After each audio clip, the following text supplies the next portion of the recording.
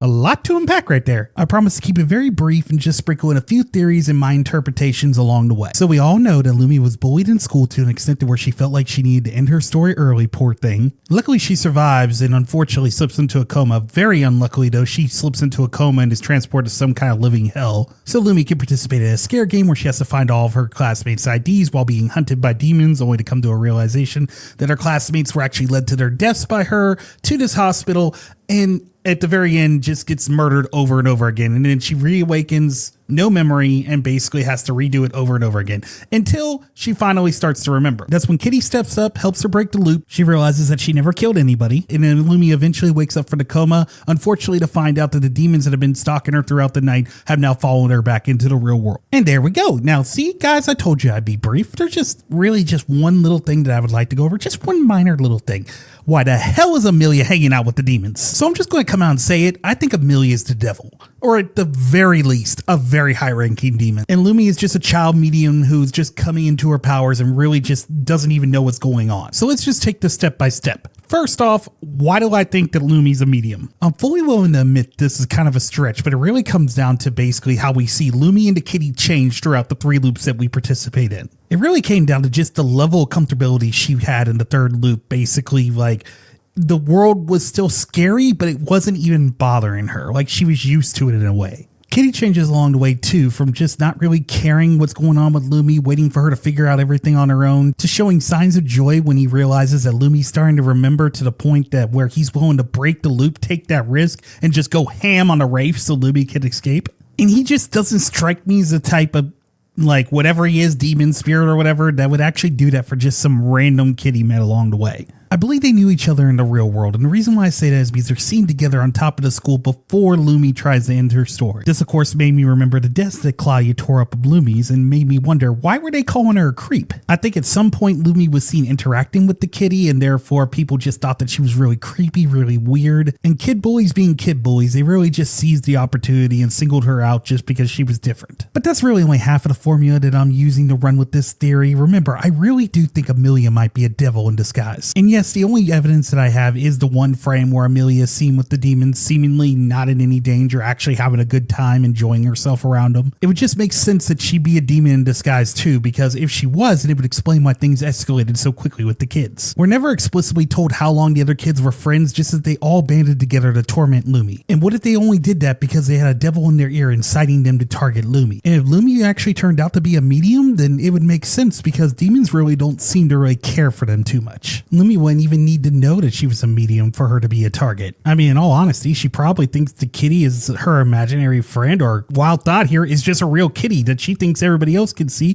but only she can. It would explain why everybody is so cruel and freaked out by her when all she's trying to do is make friends. I mean, kids already have a bad habit of being just cruel to things that they see as different, so just imagine having a devil in their ear instigating, basically pouring gasoline on a fire. What if she was doing this because honestly Lumi was pure and just a good person, and she took joy in breaking her spirit? Amelia could have been a demon that escaped from the other side because of the cruelty and the experiments taking place at the hospital. She could have been the one who helped convert those kids into the Banshee, into the Wraith, into the, I want to say, a Nobi of some kind. Even gave them their playground that Lumi was transported to after she tried to end her story. I mean, Lumi being a pure spirit ain't even that big of a stretch either. I mean, this is a kid who clearly knew she was in danger because of what she saw in the basement, but yet still took the time to help out 6 ghosts along the way. 6 lost souls that were basically trapped there with her, that she helped with their unfinished business, allowing them to move on. Well, 5 lost souls and a maybe. All right, 2 maybes. At one point in time, I thought the Devil Girl was a director that maybe got a taste of her own medicine, but after closer inspection, I mean, there is a resemblance between the two, but looking at the art of the kids versus the art of the only adult we see in the game, now very well could be just an artistic choice that's throwing me off here, but to me, the adults look like they're proportioned out a little bit better, where the kids kind of look like bobbleheads, and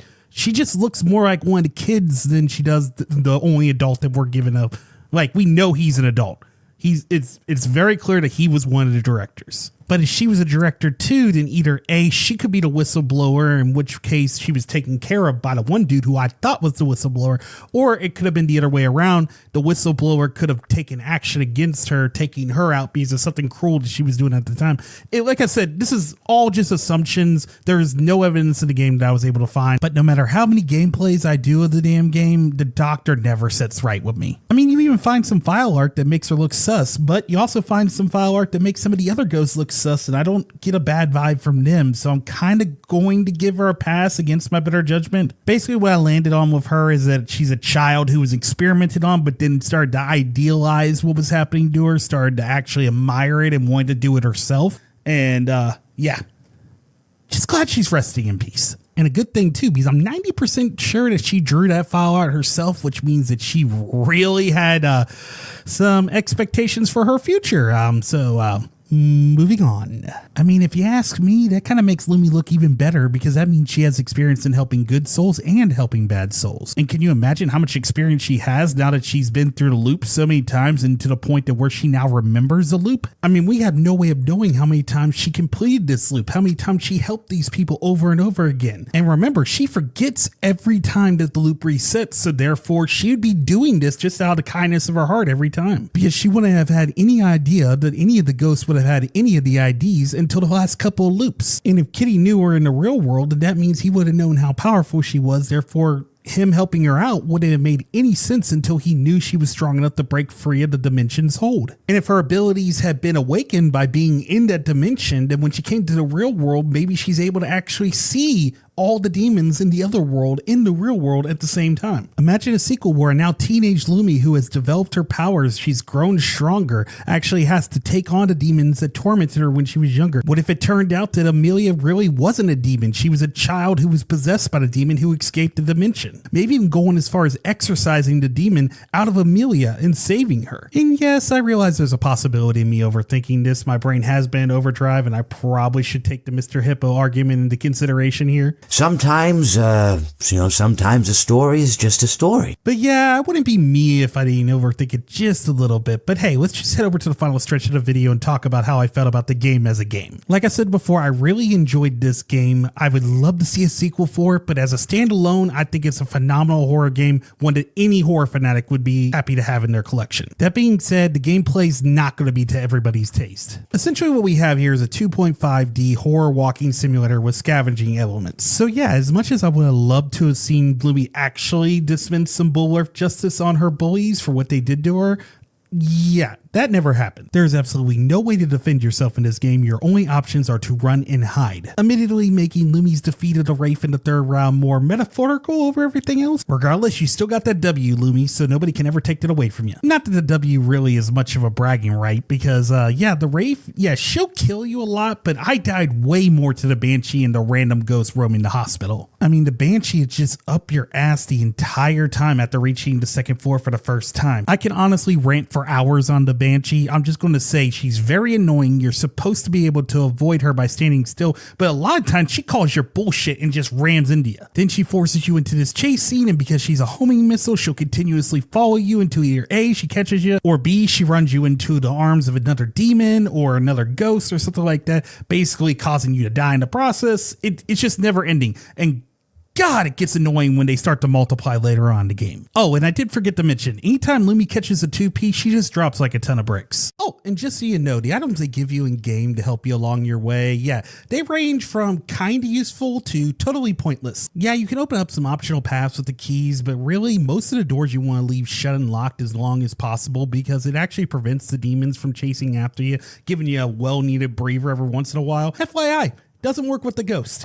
Whatever, I'll do what I want. The candle is the worst item out of the three. The only thing it does is lights up the room, which, okay, helpful for seeing the Wraith, but it doesn't prevent her from just popping up and ruin your day whenever she damn well feels like it. Gotcha, bitch. The candles would make more sense if they actually stopped the Wraith in her tracks, like prevented her from following you, but I mean, She just walks right past him and continues her chase. I mean, hell, that would have fixed the Inobi too, because honestly, it's really not even that intimidating when he flies by like Johnny Storm on his birthday, blowing out the candles in the process. If the Wraith wasn't able to pass through the light, then it would actually be terrifying, because yeah, you could trap her, but then you could turn around and out of nowhere, this other demon can release her without your knowledge, and then you're just screwed after that point. I mean, if the only purpose of the candles is going to be to light up an area you're going to be in for maybe a minute tops, and it just feels like wasted potential. Really, the only item that you have at your disposal that might help you out in the long run is the salt. It slows down anything chasing after you to a crawl, giving you a little extra time to slip into a locker before you get messed up. But honestly, it's just a major time saver, not even to bother searching for the stuff. In most playthroughs earlier on, I wouldn't even use the candles at all, and I would save the salt for the third floor, and that was because that's where the demons were most aggressive. In later playthroughs of the game, I didn't even bother using the candles or salt at all. They just slowed me down. I just went ahead and moved on with my day and beat it with no problem. I mean, that's not saying that you won't die a lot in this game. You will die a lot in this game. I died a lot in this game. There's a reason why I only did a no death run one time, and I'll never attempt it again. As far as deaths go, this game does try to do more than just the demons killing you. There are the situational deaths in the game, which I'm not going to tell you what they are. I thought they were a lot of fun to seek out, and I think you guys will have a good time looking for them too. The only problem with the situational deaths is it kind of feels like they just don't go far enough with it, where you have games like The Witch's House where they have all these unique ways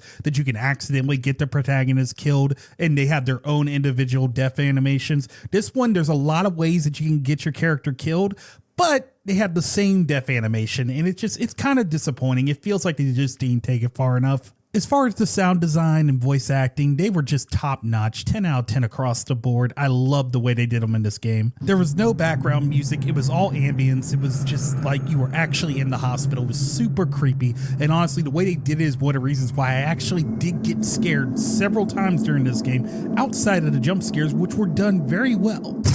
Through most of my playthroughs, I stuck with my default Korean voice acting, which I really did enjoy.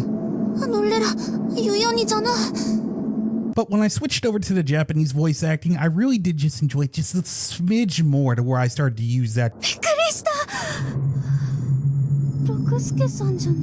Either way was great. I think that you'll enjoy it no matter what. I was a little bit disappointed to find out that there wasn't no English voice acting. It would have been interesting to see that take on it. But honestly, it didn't bother me too much. And where I don't necessarily think voice acting is necessary in horror games, when it's done right in horror games, oh my God, does it add to the experience. I really did enjoy the art of the game also. It really kind of blew my mind when I got into all the files, started to actually see all the different character designs and everything.